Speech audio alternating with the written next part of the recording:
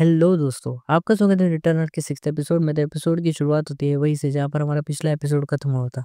Park और किम कहते हैं कि कौन सी चुनी, कमांडर या आर्चर, दोनों में से कौन सी चुनी। तो ली कहते हैं कि मैंने चुनी है मेज। तो ये सुनकर पार्क थोड़ा सा सैड हो जाता है और कहते हैं कि मुझे विश्वास नहीं हो रहा कि इसने कमांडर नहीं चुनी। तभी किम कहता है कि मैं पूछ सकता हूँ कि तुमने मेज क्यों चुनी। फिर ली कहता है कि सिर्फ मेरे गट्स कह रहे थे इसलिए मैंने चुन दिया। तो किम कहता है कि अच्छा, और ली मन में सोच रहा होता है कि मुझे लगता है ये डिसअपॉइंट हो गया है, लेकिन मेरे पास रीज़न है कि मैंने आर्चर क्यों नहीं चुना, क्योंकि इसमें कोई फिज़िकल एक्टिविटीज़ नहीं है। और अगर बात की जाए कमांडर की, तो कमांडर में मुझे सिर्फ़ एक स्टैट पॉइंट मिलेगा इंटेलेक्ट का, और मेरे पास पहले से इंटेलेक्ट के 19 पॉइंट है। और मेज की बात की जाए तो मेरे पास मैजिक के 0 पॉइंट्स है, और अगर मैं मेज चुनता हूँ तो मुझे 3 मैजिक के पॉइंट्स मिल जाएँगे। इस चीज़ से मेरे स्टैट्स में बहुत बड़ा डिफ़रेंस पड़ेगा, और तभी उसके ब्रेन में मैजिक की बहुत सारी नॉलेज आ जाती है, और वो मन में सोच रहा होता है कि मेरे दिमाग में बहुत सारी नॉलेज भरती चली जा रही है, ऐसा मुझे फ़ील हो रहा है। और फिर वो अपनी स्टेटस विंडो देखता है और अपने स्टैट्स देखता है, और उसकी इवैल्यूएशन भी चेंज हो जाती है। उसके इवैल्यूएशन में लिखा होता है कि अब भी आप होपलेस ही हो, लेकिन आपकी प्रोग्रेस देखकर खुशी हुई। लेकिन मैजिक के स्टैट्स इतने 3 पॉइंट से बढ़ाना कोई आसानी की बात नहीं होती। और ये पढ़कर हमारा ली कहता है कि क्या बुलशिट है ये, लेकिन छोड़ो,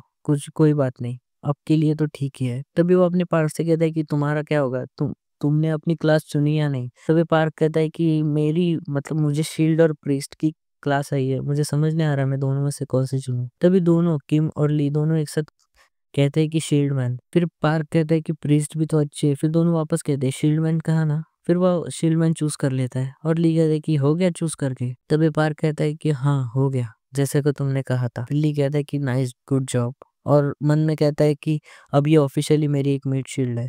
तभी किम कहता है कि तुम दोनों को भी कॉन्ग्रेट्स, और अब घर चले। फिर वो कहता है कि घर चलने से पहले हमें राशन स्प्लिट कर लेना चाहिए। तो ली कहते हैं कि हम दोनों के लिए 2 काफ़ी होंगे, और वो उसको 2 दे देता है। और पार्क कहता है कि कोई चिंता मत करो, वहाँ जाके देखोगे सबको खाना मिल रहा है या फिर नहीं। और फिर सीन शिफ्ट होता है, कैंप का सीन दिखाया जाता है जहाँ पर जीते और एक लड़की बात कर रही होती है।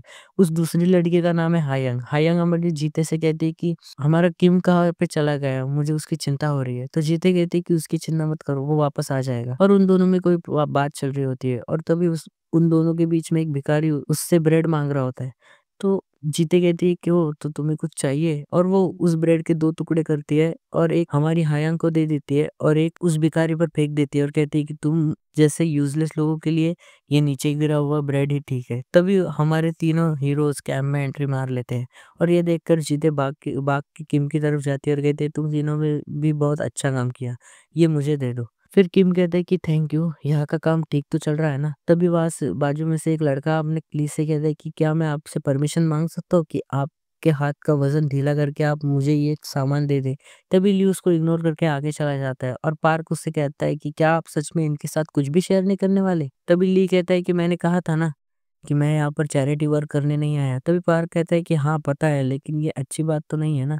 फिर ली कहता है कि उन्हें अगर खाना खाना है तो उन्हें कहो कि तलवार उठाए और माउसेस मारने जाए, और क्या पता कि किम ने हमें उनकी भून में आग लगाने के लिए यहाँ पर लाया हो। तभी उसकी नज़र जीते की तरफ जाती है, और वो मन में सोच रहा होता है कि जीते ली अगर इस लड़की के बारे में सोचा जाए, तो एक ऐसी लड़की जिसके हाथ में पूरे कैंप का कंट्रोल है जब किम यहाँ पर नहीं रहता। और इसके 2 फेज है, जो कि खुद को वीक होते हुए भी स्ट्रॉन्ग दिखाने की कोशिश करती है, और जब किम यहाँ पर नहीं होता तब खुद को किंग समझती है। तभी वो अपने पूरे कैंप को स्कैन कर रहा होता है, और उसकी नज़र हमारी हयान पर जाती है।